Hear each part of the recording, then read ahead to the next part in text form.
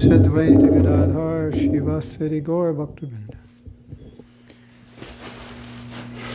Namo Vishnu Padaya Krishna Prasthaya Bhutale Shrimati Bhakti Vedanta Shramaniti Namane Namaste Saraswati Deve Gauravani Pacharine Nirvisesa Sanyavadi Paschatya. So, last week I was traveling and it wasn't the right time. I wasn't able to make time. Now, what I wanted to read today is all on my tablet. See, it says 1%. This tablet has special Shakti to drain itself. So I wasn't feeling well, so last night I didn't prepare. So what I was going to read, maybe if this charges, maybe halfway through or something, we can turn it on. So we'll see. But we, in the last classes we were giving classes about Dhruva Maharaja. And I'll try to remember some of the things I wanted to read or points from the story. One point we didn't discuss is that when Dhruva's stepmother asked him or told him that you have to please the Supreme Personality of Godhead and then you can take birth in my womb, that was the right instruction. Not that he would have to take birth in her womb, but it was the right instruction that you have to please the Supreme Personality of Godhead.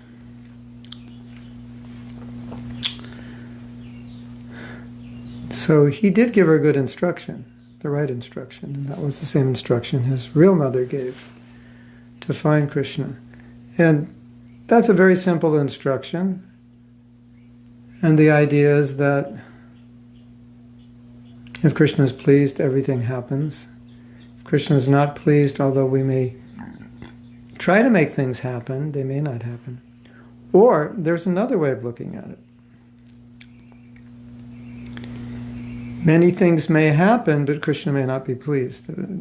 Generally, we think if a lot of so-called good things are happening, it means Krishna is pleased. It may not be. I mean, many so-called religious organizations are very successful. So then one could argue, well, they must be pleasing Krishna because they're successful. But their success may be less substantial and more external. So that being the case, we could give our opinion that Krishna is not really pleased. But according to their desire and according to the needs of people, they're successful. Also, Hare Krishna. Also, Bhaktivinoda Thakur said something which is quite interesting. He said that there are many gurus who are not genuine gurus, who teach something watered down, compromised. And he said that there are a class of people who are looking for such gurus. Interesting. So those gurus may be very successful externally. They have many followers, but they're not bona fide. So externally they're successful. Why? Because there's people who don't want a genuine guru. They want something other than that. And so that's what they get. So it's not that Krishna is pleased because they're successful. But it's that there are people who want something compromised or less than the absolute truth. So therefore there's a market for that. So even gurus and religious people who are not preaching the complete truth or preaching some adulterated version of the truth may be very successful, but it doesn't mean that Krishna is pleased. Similarly, in the beginning of Prabhupada's renunciation, he was not successful in India. And it doesn't mean Krishna is pleased. And we have discussed before, and many of my godbrothers concur, that Krishna really wanted Prabhupada to go to America, and therefore he didn't allow him initially to be successful in India. And we know that Prabhupada's success in India was the result of bringing his American disciples there. So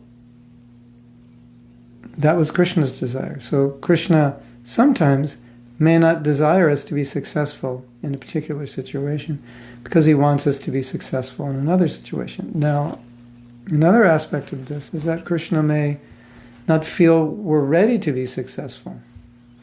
And he may not give us the success yet because we wouldn't be able to manage it well, either externally or internally. Now, there are also other situations in which we may be preaching in areas which are more difficult to make people Krishna conscious. So we may not be as successful as we would be if we're preaching in another area, doing exactly the same thing. So that's just a reality we have to be aware of. That we may be duty-bound to preach in a certain area where Krishna consciousness is not spreading well, or we may have the choice to preach in an area where we can be more successful. But it doesn't necessarily mean Krishna isn't pleased. It may just mean that where we're preaching, there are not the kind of people, it's not the culture or the region of a particular country where people inclined to be Krishna conscious would live, or people ready for Krishna consciousness. Still, Prabhupada has taught the principle that if we please Guru and please Krishna, that will be our method for success. So, and then we have to evaluate that success. It may be evaluated by different standards for different devotees in different situations. But Prabhupada said that you please Krishna and he'll make things successful. It's not that you try to please Krishna, or it's not that you try to make things successful, but it's you try to please Krishna, yeah, and then they'll become successful. The video is going to go off and on because it's telling me I have too much on my phone, which this happened before, and I don't know exactly why it's telling me that. I thought we had resolved it previously, but it means all those WhatsApp pictures I get clog up the phone, and it's telling me I don't have memory in it. Anyway, it's going to go off and on. So, now, another thing I was thinking of is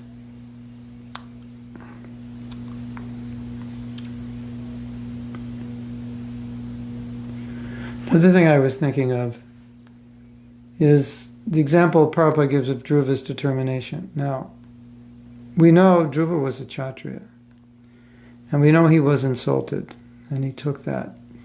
It hurt him deeply. And as a result, he wanted to become more powerful than his father, a way of, you could say, retaliation, or a way of, maybe not retaliation, but it motivated him that if you're not going to show your affection to me, then my desire now is to become more powerful than you, and I can control you. So, with this desire to be more powerful than his father, or be the most powerful person in the universe, he went to the forest to do austerities. So, one thing that's significant here is that we see Dhruva was very determined. Why was he determined? Because his desire was very strong. And Prabhupada said, we should be determined like Dhruva. We should have that same intensity. So, naturally, when you want something very badly, determination is the natural byproduct. You don't have to try to be determined. It's only when we're not really inspired to achieve something, but we are meant to achieve it because it's the right thing, that we may have trouble with determination because of lack of inspiration. Right? There's no question of lack of determination when you really want something. So if we look at Krishna consciousness in this light, if we, as Prabhupada said, we should be as determined as Dhruva, but how do we become as determined as Dhruva? What do we need to do to become that determined? Like sometimes we feel like I don't feel so determined to be Krishna conscious. Nothing like Dhruva's determination to get a kingdom greater than his father. So how can I get that determination? Because if I just got that determination, nothing would stop me. Well, that's a good question. That's a question we should be asking ourselves, and that's a question we should be trying to resolve. So I'll give you something that might help you, a little exercise that might help you.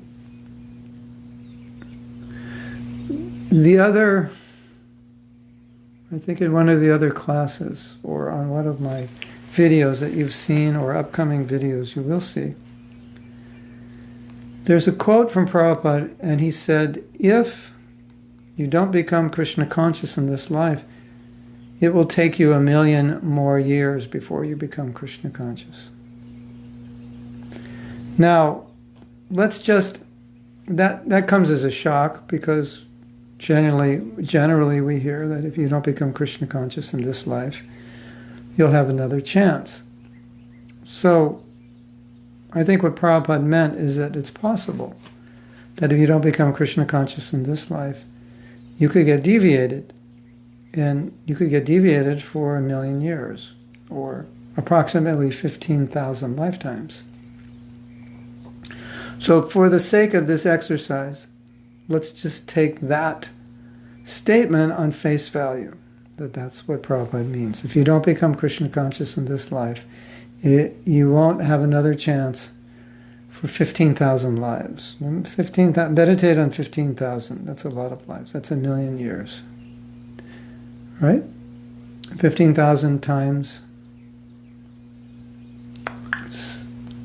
75 comes out. So 75. Video's already posted on that. Yeah, okay. So here's my question to you. If, I was going to also talk about this again, because I think it's an interesting question. So we accept Prabhupada's statement that hypothetically, for the sake of this question, we accept it verbatim, that if I don't become Krishna conscious, it will be 1,000 lives. So if that were true, if we accept it, if you just accepted that now as truth, and you meditated on that, how would your life change? How would your life be different? What would you do differently? And I think we would all realize, if we knew that this was the only life, our lives would be much different.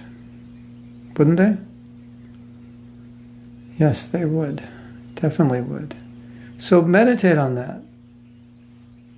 That could give you a tremendous amount of determination, thinking, I have to reach the finish line in this life. If I don't reach the finish line in this life, maybe it'll be another million years before I have the opportunity. How would that work for you? What would you do differently? How would you think differently? How would your activities change? How would your consciousness change? I think you realize it would change in many ways, and that you would be more serious about your Krishna consciousness, and just the idea that I need to be Krishna conscious in this life would make things much different. Now, it's interesting to note, my daughter was just telling me that there have been some studies of the psychology of religion. And what they found is that people take religion more seriously when the consequences are greater. In other words, If I tell you, if you don't become Krishna conscious, you're going to, in your next birth, you're going to become a weird, you'll take a very low life where you'll suffer tremendously. And you may never become Krishna conscious for 1,000,000 years, and you may suffer and suffer. Or you may never become Krishna conscious again, or never have the opportunity again, or as in Christianity, if you don't make it to heaven, you'll go to hell, and you can't get out of hell. So what they found was that people tended to take religion more seriously when the consequences of not being religious were greater, which I think we can understand. And some people have given their opinion that Jesus did teach reincarnation, but later it was removed from his teachings with the thinking that if people know they have many lives to reach Jesus or reach God consciousness, they will be more slack than if they believe there's only one life and it's heaven or hell. Interesting, isn't it? And I think we can accept this reality. If we only had one life, we would be more serious. So now, let's go back to what Prabhupada said. Prabhupada said we should become Krishna conscious in this lifetime. That's his instruction to us. That's what he wants for us. So, that being the case, why don't we make a decision that in this life I will be Krishna conscious, because this will please Prabhupada. Why don't we make that decision? That's the decision that Prabhupada begged us to make over and over and over again. Become Krishna conscious in this life, don't wait for another life. That was his actual plea. I would say he would plea to us, become Krishna conscious in this life. And then tell us that the process, the sadhana he's given us, is powerful enough for you to become Krishna conscious in this life. Don't wait for another life. As I said before, Prabhupada had told us in a lecture, I was there, that Kali Yuga will become very, very horrible. Living in Kali Yuga will become very horrible. You don't want to take another birth. So that means, Prabhupada was saying, for us who were 20 at that time, our next birth, which could be right now or within the next 20 years, Kali Yuga would be very bad. So Prabhupada was basically referring to the way Kali Yuga is now and how it's becoming. I just recently read that in the next 10 years we're going to see more changes to our culture and to the world than we've seen in the last 50. We've seen a lot of changes in the last 50. So with artificial intelligence, we can imagine how crazy the world's going to be and how that will affect people. I often think about artificial intelligence. What artificial intelligence means is that software, in the form of either of software or in the form of robots or cars or any other machines we create, can do work for us that we now must do ourselves. So we could imagine you have a robot who cleans your house, who does your laundry, who does your cooking, and perhaps even you just say, please order these things on Amazon, because you can order fruits and vegetables and grains, everything you need, and the robot will be sophisticated enough to do that, and when it's delivered to your door, sophisticated enough to get it, open it up, and cook it. We can imagine that will happen someday. So now imagine a world in which you don't have to do anything. Everything is done by artificial intelligence. You can just say, I need this, and it gets done. Wash the clothes, cook this sabji, and I mean, initially, obviously, you'll have to put the sabji out, and then they'll be able to cut it. But at some point, they'll be programmed to understand your kitchen, and if you put what you want in the right place, and they take pictures, this is broccoli, and they'll know broccoli, they'll know carrots, like that. They could do everything. So now life is difficult because we have to do so many things. But in the future, we could imagine that very few things we'll have to do. We'll get in the car and it'll just drive us where we want to go. And then our grandchildren will say, I can't believe you had cars that you had to drive. That's so archaic. And I can't believe you had to cook and you had to do laundry. And you had to clean your house. That's like horrible. But imagine what that will do to people's consciousness. Because work and austerity, it's necessary. That's what purifies us. And the more we can imitate Krishna's position, which is that by your desire things happen, which in the future world of artificial intelligence, it's got to be like that. You just talk and your artificial intelligence machines will just respond to it. So it's giving us a position more and more like God, which is going to be very bad for us. Very, very bad. And with advancements of artificial intelligence, it's also, of course, the military will have use of it. I can't exactly imagine. But any advanced weaponry in the hands of people whose motives are to disrupt a society is dangerous. So now we have suicide bombers. Imagine we won't need them anymore, and the bombs can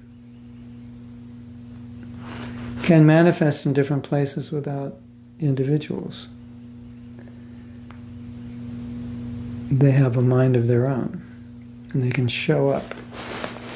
Or they can show up, be left in a bathroom in a building, and then you close the door of the bathroom, and then you can control it from a distance and say, blow up now, once you're 5 miles away. Yeah. I mean, how would that devastate society? So, and then aside from that, we can see the degradation, moral degradation. So, I'm going to take a question now. It seems that Christians preach that we have only one chance. Maybe if we will preach to the devotees the same way, we will be more determined. Well, we can't preach you only have one chance and back it up in Shastra. But we can preach that Prabhupada wants you to finish your business in this life. That's your service to Prabhupada. So we can preach like that.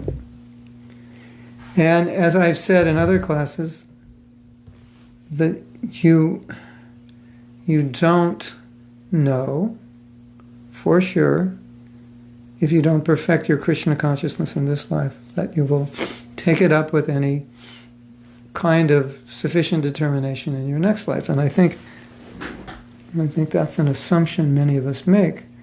Well, if I don't become Krishna conscious in this life, I'll be born in the family of devotees, and I'll take it up more seriously. But that doesn't take into consideration the reality that you are Jiva Tattva. Excuse me, I have this heating pad because my neck is very stiff. So it doesn't take into consideration that you're Jiva Tattva, and the nature of Jiva Tattva is Jiva Tattva has free choice.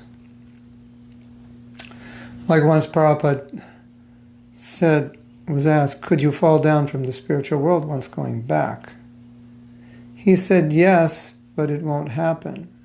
It could happen, but it won't. And what did Prabhupada mean it could happen? It could happen because we are Jiva, which means we always have independence. This is what Prabhupada said, or what he meant. We're Jiva, we always have independence. So it could happen. It's not going to happen, but it could happen. So we are Jiva, we have independence, we take birth in the family of devotees, and because we have independence, we may not remain as devotees, or we may not be serious. And so you've already seen this with some of our children who were born to the parents of devotees who decided to not take Krishna consciousness, or not take it very seriously, or take it partially. So that's the demonstration of this reality. So therefore, when Prabhupada made that point, you don't want to come back, he also made this same point, that you may get deviated even if you come back.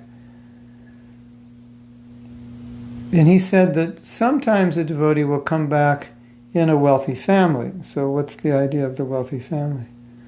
The idea of the wealthy family is you don't have to struggle, so you have time, so you can practice spiritual life. You know, if you're born in a very poor family, then you're just concerned about putting food on the table. That becomes their overarching aim of everything. So you can't really, if your stomach is empty, you can't really take to Krishna consciousness. But if you're born with a silver spoon, then you have time. So, but as we know, all wealthy people in the world are not devotees. In fact, most wealthy people are not devotees. So that substantiates Prabhupada's claim. Prabhupada said, if you're born in the family of a wealthy devotee, or a wealthy person, as Krishna says, aristocratic family, Prabhupada said you might be deviated by the opulence, by the level of sense gratification available to you. So that's interesting. So it is true that Prabhupada is saying there's no guarantee, and I think that's important to accept. And to not think that, well, if not this life, another life. The point is, if you're determined to become Krishna conscious in this life, and for some reason you don't, that determination will continue in the next life. And in that situation, you will continue your bhakti, most likely, because that's what you want. But if you're not determined in this life, what is guaranteed you'll be determined in another life? Another point. You're saying in your new book that maybe we will have in the future robots which will be chanting for us. Well, I did hear that in a Buddhist temple, I think in Japan, they have a robot to do the puja. That's scary. Yeah, I sometimes make that joke that our chanting is mechanical. So maybe in the age of robots, we'll get so used to robots that we'll think it's okay if they chant rounds for us, because they're doing everything else for us. Satyarupa says, you mean we could be deviated in the next birth like Dhruva Maharaja, even if I'm Baba from the last birth? Yeah, that's possible. Of course, these stories are there in our Shastras to show us it's possible, not that the average person who achieves bhava would fall, but that it's possible, even if you have bhava, to get deviated by something as insignificant as an animal, an helpless animal. And so it happened to Bilva Mangala Thakur, when he was taking care of the animal, he compromised his sadhana to take care of the animal. So that was actually his fall down. His fall down was he compromised his sadhana because of attachment to an animal. So the story is meant to give us that message, that it's possible. Is it likely that if you achieve bhava, you will fall? It's likely if you achieve bhava, you'll enter Krishna Lila, on the Bhoma Lila on earth. But still, this example is there, and so it's a good example. And thank you for bringing it up, because that's a scary example, isn't it? That even in your younger life you achieve such a high state, even from that point you could make a bad decision. So therefore, if there's this determination, okay, in this life, this is my goal, it's my only goal, this is what I'm going to do,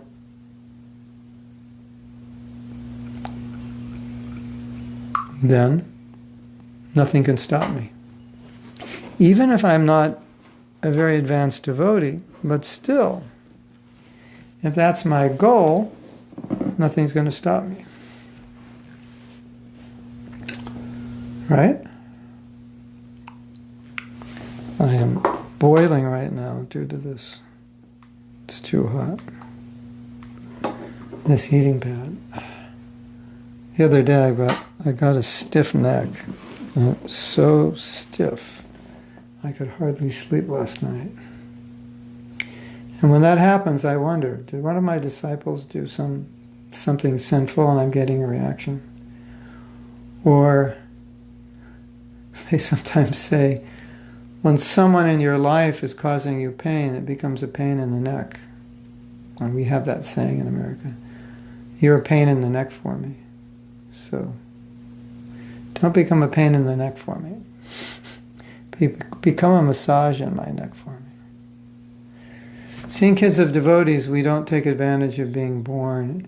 Seeing kids of devotees who don't take advantage of being born in the family of devotees, it makes me more determined in my own spiritual life. Waiting till next life might be risky. I personally know kids of devotees who are wealthy, talented, intelligent, and don't use Krishna consciousness. It's very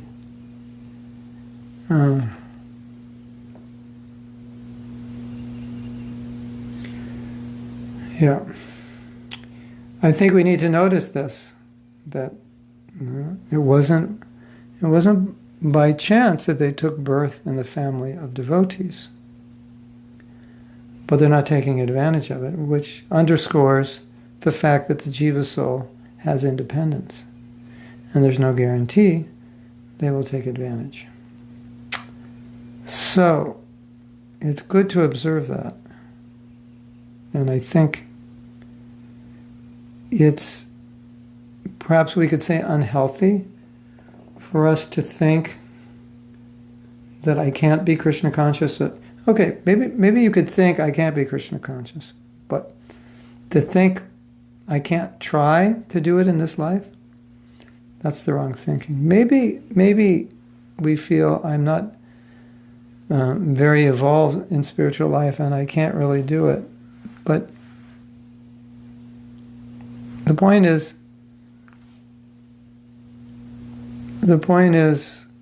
you're not trying to do it. The holy name is doing it. Prabhupada's mercy is doing it. I just heard this story last night. There was a very advanced sannyasi in the Gaudiya Math. And when, in his last days, was having lots and lots of mercy coming to him, and he was having lots of realizations and very intimate experiences with Krishna, and he was saying, I don't understand how this is all coming. In other words, he was saying, I don't have the qualification for this, and now these very high things are just flowing into my heart. When I heard that, I thought two things. I thought, that's, number one, the nature of mercy. And number two, we've heard stories like this where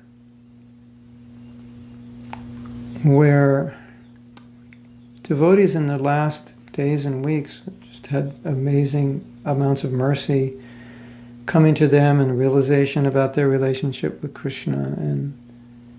And so we can't underscore the power of mercy. In other words, if Krishna wants you to know him, he can make that happen. He can do that. We're very small, so we can't force ourselves to know him.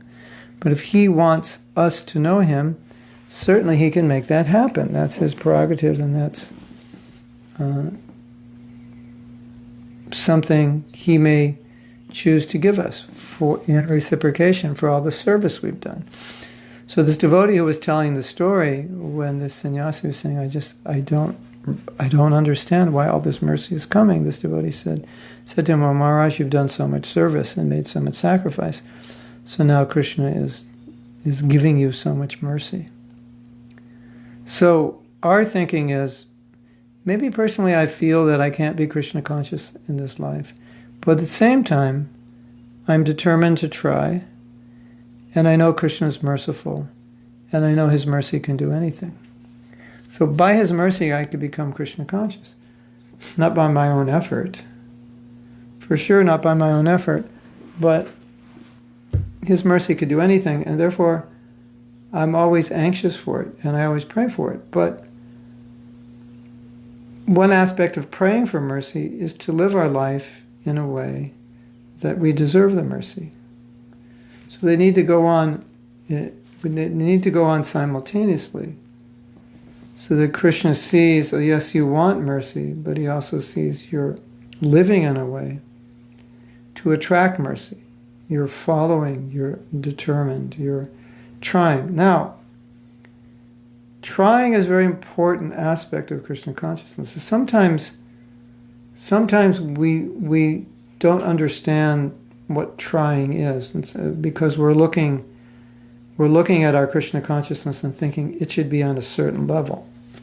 And the thing to understand is that we ultimately don't have control over what level of Krishna consciousness we'll be on.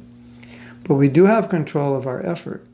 And it's the mercy that we get in response to our effort and desire which is going to determine the level of mercy we get, or the kind of mercy we get. And therefore, the kind of advancement we make. So we shouldn't be focused so much on how advanced we are. I think we should be more focused on the endeavor, on the ability to follow the process well, to make sure that our rounds are as good as they possibly can be within the context of the circumstances of my life. Some of you have young children. Those circumstances are somewhat compromising. Some of you work very long hours. You can't channel your rounds in the morning. But do the best you can within those circumstances. And not evaluate how advanced I am, but evaluate more how my effort, how good an effort I'm making. Because when we evaluate our advancement, we can become discouraged and think, well, I'm not very Krishna conscious. Maybe I never will be, and what's the use of the effort? As opposed to, is my effort, am I making a proper effort? Am I sincerely endeavoring? And evaluate that on a scale of 1 to 10 rather than evaluate your advancement on a scale of 1 to 10, because that's what we should be evaluating. The advancement will come when it is meant to come in response to our effort. So therefore, focus on the effort is much more important.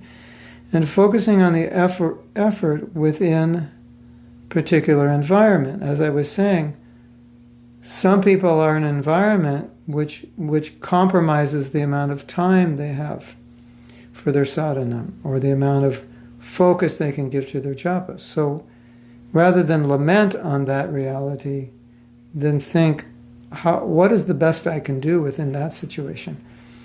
And then you make some compromise, and then as a result, be satisfied that within this situation, I'm doing the best I can do. But that's a more inspiring way to think. And this is my reality, and I will try my best within this reality. And even trying my best is somewhat subject to so many past samskars and past karma. But Prabhupada had said, your past karma and samskars don't really have an effect on your bhakti, but your determination is what's really important now. So that's what we need to focus on. This life, I need to become Krishna conscious. So I need to do whatever is necessary to become Krishna conscious and focus on that endeavor, how I can make that endeavor better and more sincere. And then whatever advancement comes, that I can't control. That will come. And be satisfied with my level of advancement. And then know if I continue that way, I'll become more advanced. So I'm going to go back to your comments.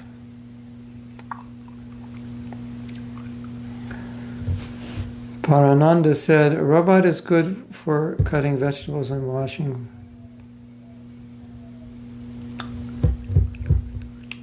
But Paramananda, it's also, they may create robots that play guitar, and then we won't need you to play guitar anymore. So what about that? We may have a robot band. You know, I have a theory. Maybe some of you will live long enough to see if my theory is true. My observation in life is that one of the most difficult things is to deal with people. People are hard to deal with because people have feelings and people respond sometimes in ways which we might think are harsh, unreasonable, unkind, unsympathetic, etc. Or ways which we might think are closed-minded or even obnoxious or hateful, blatantly wrong. And it's hard when you're dealing with people in the workplace, in an organization, even in the family, when you see these qualities. Now, if you have a robot, you could program the robot's personality. And of course, the robot would be very nice to you. They would not say anything nasty. They would always cooperate. And that's what they say. That's why they say people like dogs, because the dog is always, he always loves you. If you forget to feed him and you come home, he's not mad at you. He's happy to see you. He wants to kiss you and he wants you to hug him. So a lot of people like dogs as friends because of that, whereas friends and so-called loved ones sometimes are not accepting like that. So I could imagine that robots will become so advanced and that they'll, and I've seen this done, they can create them with a texture of skin that looks so real that you could actually have a relationship with your robot that's better than a relationship with a human being. And if you might even want to start a company and have as many robots as you can because they're so easy to get along with, and they'll work hard and they'll do whatever you say and they'll show up on time because they're always there. They don't have to go home and rest and you don't have to pay them. So I could imagine how that is going to degrade relationships. You know, I wish you were like my, why can't you be like my robot? I wish you were like my robot. My robot doesn't argue with me. I mean, that it seems logical that that would happen. Okay. Andrea Carolina Ramirez says, I remember from one of your classes in Mexico, you talked about how many devotees would go to you saying they stopped chanting in hard times. Why sometimes, even though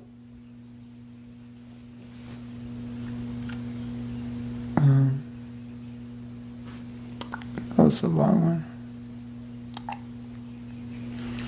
Why sometimes, even though it's not hard times, we lose our motivation to chant? It has been my main issue since I'm trying to become a devotee, maintaining my chanting steady. I lived in the temple, my chanting was clear, but in regular basis, difficult for me to keep on track.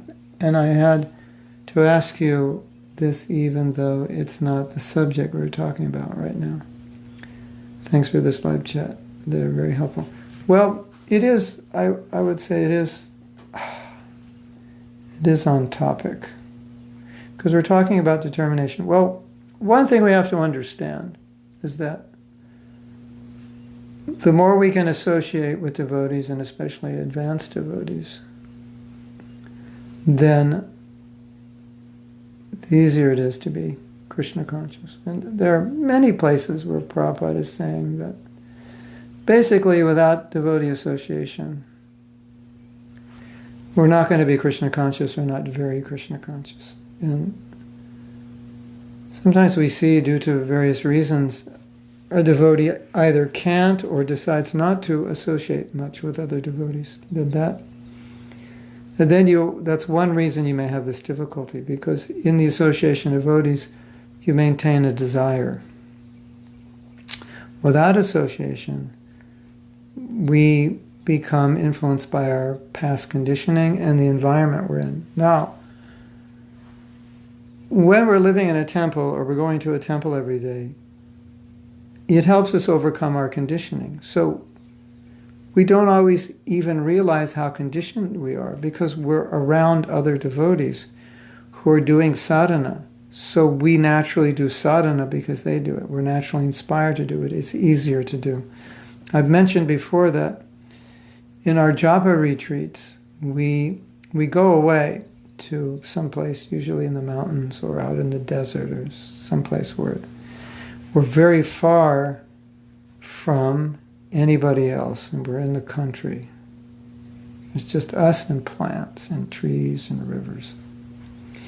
And in one day of the japa retreat, we take a vow of silence. We have Bhagavatam class, or we chant our rounds in the morning before Bhagavatam class. We have kirtan and Bhagavatam class. We take prasadam, and then we chant till about 6 in the evening. We meet together, and then we take a vow of silence. So you have a group of people, anywhere from 8 to, we've had up to like 90 doing this. A group of people who are chanting 64 rounds. And in some retreats, if they're longer, we'll do more than one day. And my experience, and the experience of others, is that in this environment, chanting 64 rounds was actually easier than on most days when we're trying to chant 16 rounds in not such a good environment. Perhaps we live alone and we tend to get sidetracked or distracted. So when we talk of 64 rounds, we're talking chanting 8 hours. But chanting 8 hours in this environment was actually easier. So I think one thing we may not tend to realize is how conditioned we are. Because when we're in good association, it overcomes that conditioned tendency because we synergize with that association. Everyone's chanting, so we're also chanting. Everyone's getting up early, so we also get up early. We're being pulled by the Sangha. So Prabhupada has made this point many, many times, like very, very succinctly, that without association, you can't conquer your problems. You can't overcome your conditioning. Like, we need it. Although we have the holy name, we have all these processes. Basically, what Prabhupada means by saying that is without association, you won't follow the processes, or you won't follow them well. You won't follow them well enough that you'll make steady progress. Or you won't follow them well enough that you'll even be able to maintain Krishna consciousness without giving in to some sinful activity or without giving up your sadhana. Hare Krishna. So,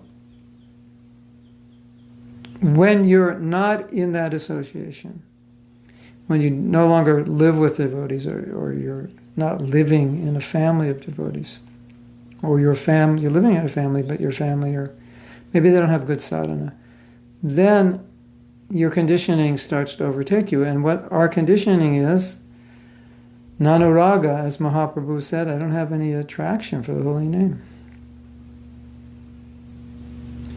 You've made it so easy to approach you, but I have no attraction to chanting. So that's kind of our natural conditioned state. I'm not attracted to chanting. So then the natural question would be, well, what if I can't get that association all the time? Then my answer would be, as we started this class by saying, we need to be determined to be Krishna conscious in this life so that we will execute Krishna consciousness even when we don't feel like it, even when there's no taste. We'll do it religiously because our goal is to be Krishna conscious in this life. So Andrea, if you make it your goal to become Krishna conscious in this life, then during those times when you don't have good association, this will give you the power to be able to chant those rounds and be able to chant good rounds. Whereas without that determination, what happens is mind takes advantage of that lack of determination. And then the conditioning. I want to speak about conditioning for a minute because it's important to understand.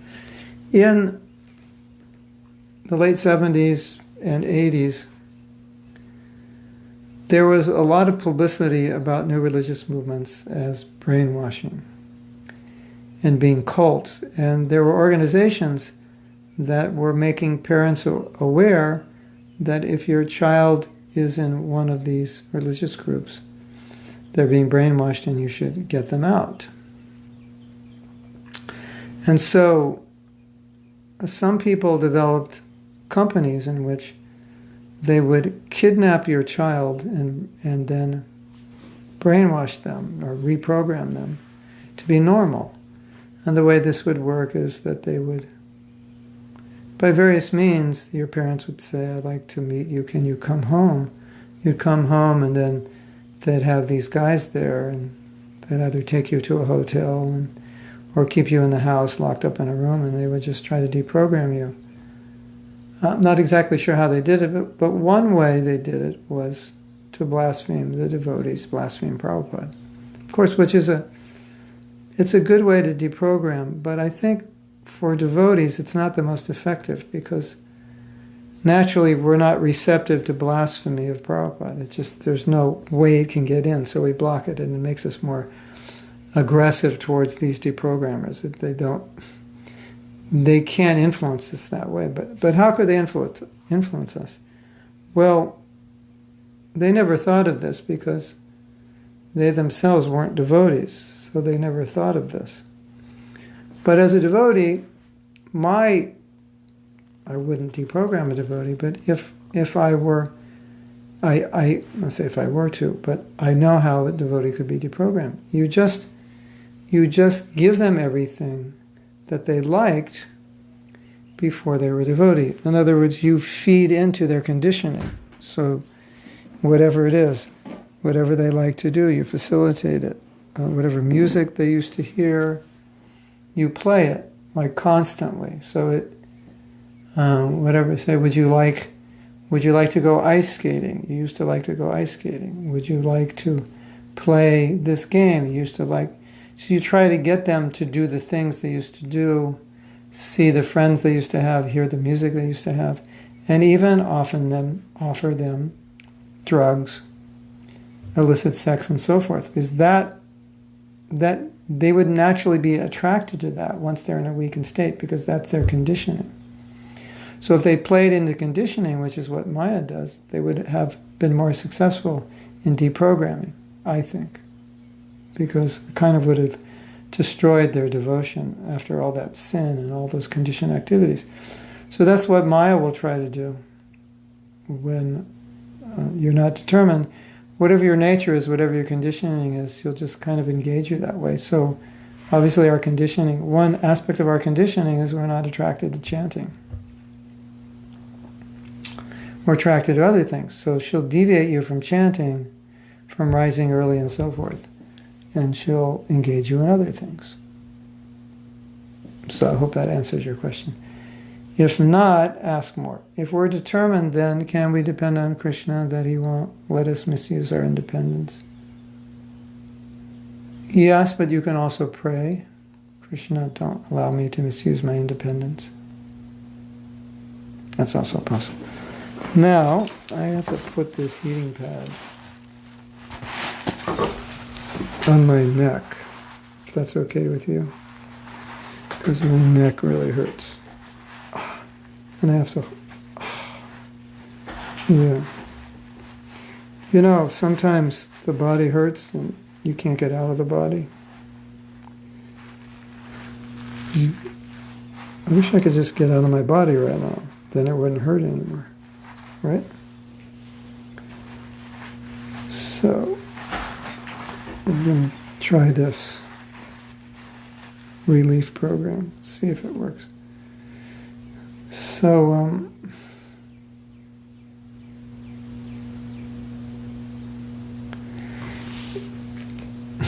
you know, in answer to this question, I would also say you have to depend on yourself. That you're smart enough and you love yourself enough that you won't allow yourself to misuse your independence. And then at the same time, pray to Krishna. Because if you really want to use your independence, misuse it, if you pray to Krishna, to not misuse it. He could interfere and never let you use it. And if you try to use it, he'll create some situation where you either can't use it or you'll suffer in some way. So I think both things are there. I have my own experience that if I try to misuse my independence, Krishna, he just doesn't allow it to happen. But there are some times in my life, earlier in my devotional life, where he did allow it to happen a little bit.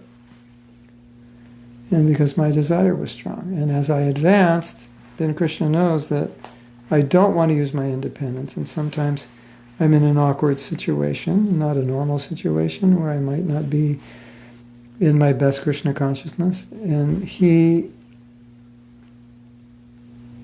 I'm looking for the word, foils. He foils any attempt to use my independence by making the situation go wrong.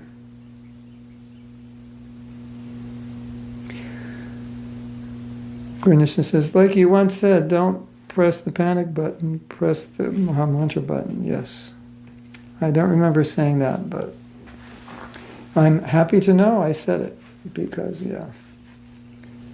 I also said, I recently read something else, I said, this is not Yamaraja's movement, this is Mahaprabhu's movement, so we shouldn't be judgmental, we should be merciful. I forgot I said that, but I like that. Sometimes I say things I really accept that Krishna had revealed it to me in an instant, and then I forgot that I said it. And sometimes it's like that. Yes. So, this is a good point. In other words, our natural tendency should be that if there's difficulty, let's take shelter of the holy name, rather than take shelter of Maya, take shelter of our own lamentation. And that was Arjuna. You could say he was taking shelter of lamentation. So, yeah. So a lot of devotees, like I had mentioned, when things are difficult, they tend to find shelter in lamentation, but that's finding shelter in the mode of ignorance. So yeah, don't press the panic button, press the Mahamantra button. That should be our natural inclination. We should develop that. Does Krishna need a reason to be merciful? No, but he needs a person who wants mercy. So Krishna is always merciful, but if you don't want mercy, then you won't get it. Of course, in the broadest sense, we're giving mercy to everyone. We distribute Prabhupada's books, we distribute the holy name. So the only reason Krishna needs to give that kind of mercy is because he loves everyone. So everyone's getting that mercy. But in terms of practicing devotees, does he need a reason to be merciful? Well, one thing you can say is that the Bhagavatam is his mercy, the holy name is his mercy, the Guru is his mercy, the Sangha is his mercy. So the mercy is always there. But the other answer I gave is that he needs a person who can absorb the mercy. So let us think of it this way. Krishna is always merciful. Now we just have to be recipients. We have to know how to receive that mercy. And that's a nice way to think. Become a mercy hunter. Does bhakti come before Krishna or Krishna come before bhakti? I heard that first bhakti comes and then Krishna.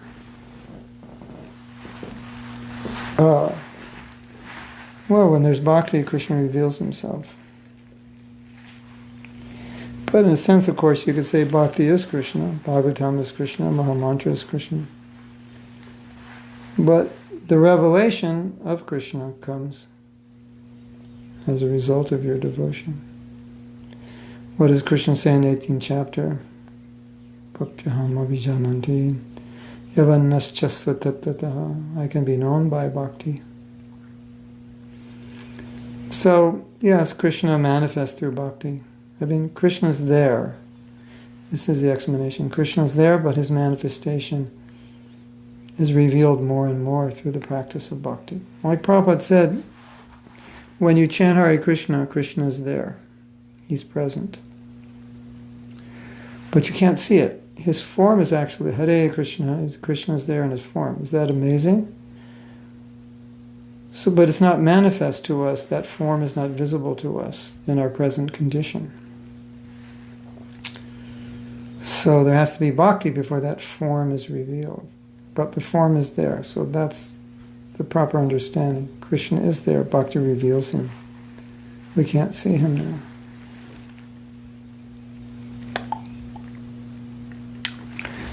You said that we should try to do our best in the situation we are in. What it really means, the best. Sometimes our best might not be not much because we are so conditioned to our lives. Sometimes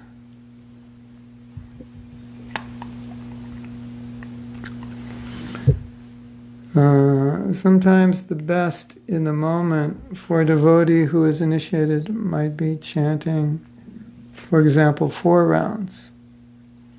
So my question is, how do we know we're really doing our best so we're not looking for excuses to do less than we could do? Okay.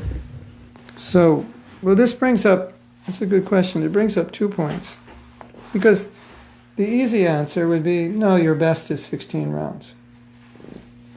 But the realistic answer is that for some devotees, because we have probably 100,000 initiated devotees now, so for some devotees, at some point, for whatever reason, their own weakness, situations, illness, whatever, they can't maintain their 16 rounds. And we shouldn't think that we should come to that category, but sometimes it happens. So then the question becomes, what is my best in relationship to my present situation, my present consciousness? So you ask yourself, can I do 16 rounds? Is that possible? Is there any valid reason I can't? Maybe there is no valid reason that you can't other than you can't. You just can't sit down and do it. So in that situation, you might have to say, well, the best I can do now is 4. But here's the key, that even though I'm doing 4, my goal is to do 16. So if I say I'm so distracted or my mind's so disturbed or whatever the situation is, I can only do 4, but my goal is to get back to 16. So I think Prabhupada would answer your question by saying, the best you can do is at least follow your vows and chant 16 rounds. So if for some reason you've fallen from that due to intense spiritual weakness or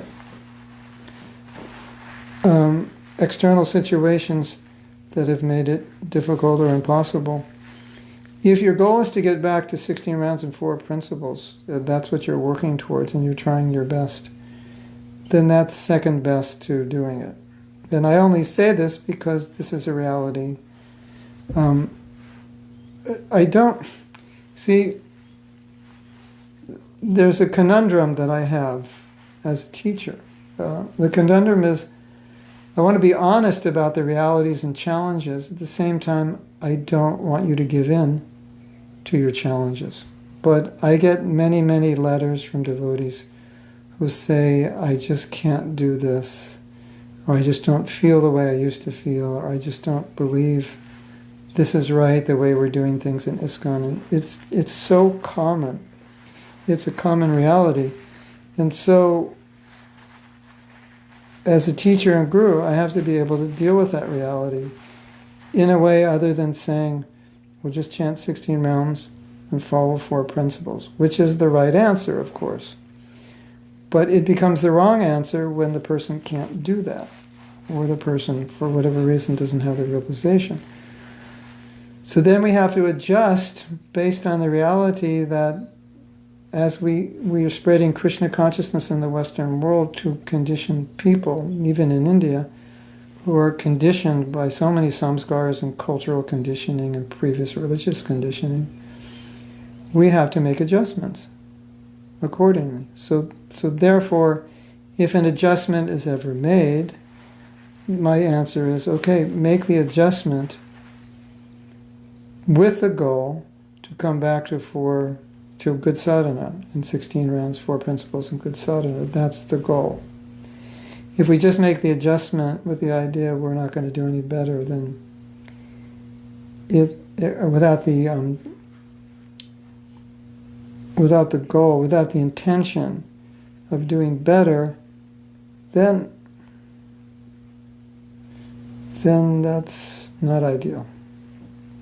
Of course, someone might say, well, at least I'm doing 4 rounds. It's better than no rounds. That's true. It depends how you look at it. And I don't want to discourage devotees. I don't want to make anybody feel bad. But my nature is always to try to help you be your best. And I think a lot of us can be better than we think.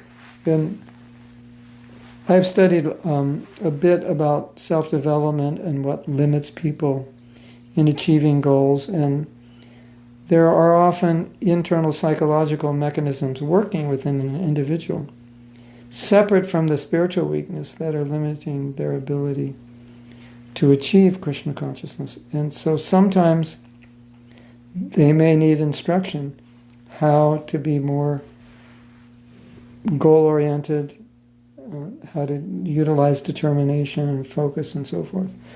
And they could do better. Because, just to say this is how I am, it may be true in some situations, but it may not be true in every situation. So with an individual, I would try to assess what I think they could do, what would be best for them in that situation. It's like if I were giving you an exercise routine. And it's like, okay, what can you do? The goal is to do 16 sit-ups, 16 push-ups, 16 squat, but what can you do now? And you say, I can only do 5. Okay, do 5. Do 5 for a week, do 8 next week, do 12 next week. Just something like that. So that's the idea. And the idea is we don't want to discourage anybody. And then there's another idea. And this is going to become more prevalent as our movement establishes Varnashram. Varnashram is meant to get people into the mode of goodness. And we can see a lot of our devotees, even initiated devotees, are not well situated in goodness. And some of our devotees who took initiation are not really Brahmanically inclined, which makes it more difficult for them to chant and read and so on. And so the process of Varnashram is to bring people to that level.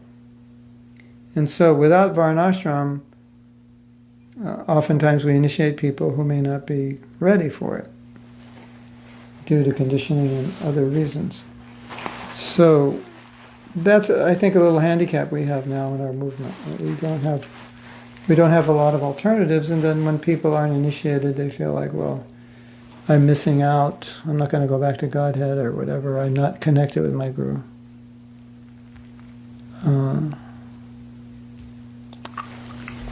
Actually, what'll help my neck is if one of you come here and massage it.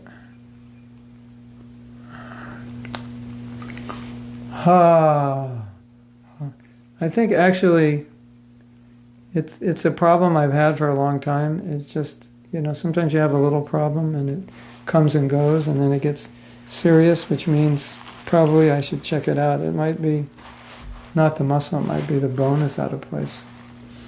So it's a sign that I need to check it out. Maybe when I go to Poland, Krishna, we can find a chiropractor or a osteopath or a sports medicine guy, or some devotee who does massage or acupuncture. And we can deal with it.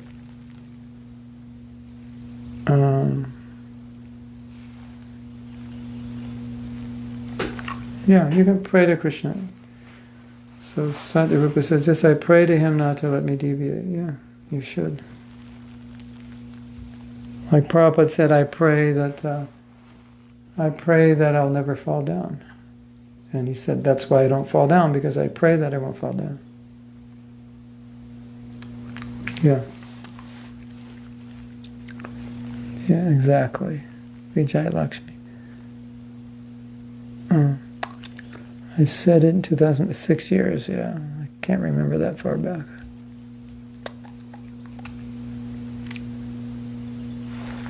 Cervical spondylitis. It's right here, right in the middle of my neck. And it goes down right here, and it goes down here. Is that what it is, Vijay Lakshmi? That is exactly right. Here, here, here, here, here. Like tight and sore. Is that cervical spondylitis? Is that the area or something else? She's a doctor. So.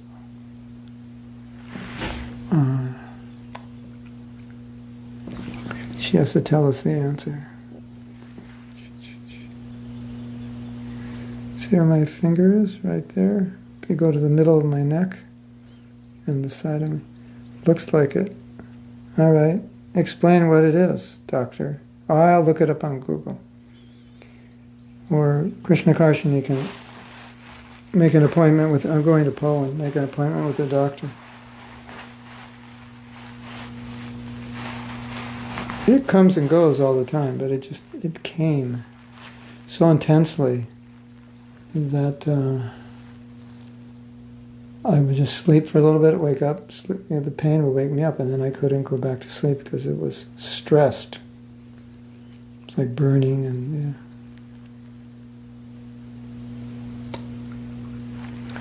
moist heat. Now this is special. Look at Shakti.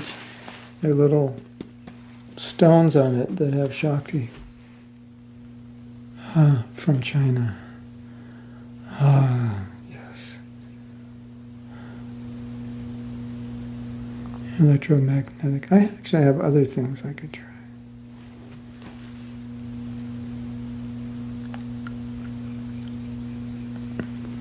Electromagnetic pulse treatments for pain, cervical, down the arm.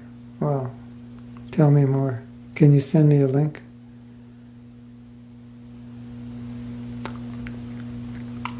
I have a TENS machine. That's electric. And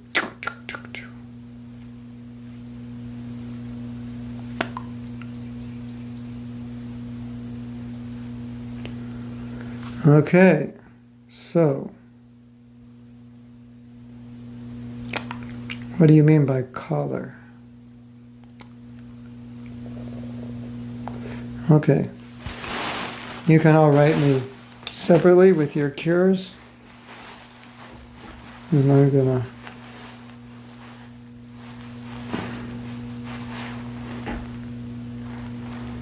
collar to keep the neck steady. Oh, really? That's what I need? Like people with a broken neck?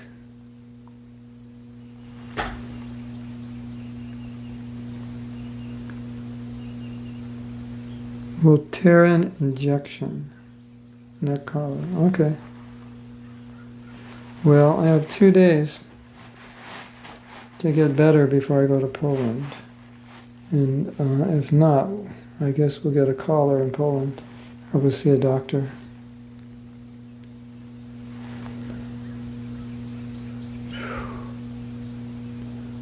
Okay. Okay, so we'll end it and we'll see you tomorrow, same time. Srila Prabhupada ki jai. Go Premanandi. Hari Hari Bol.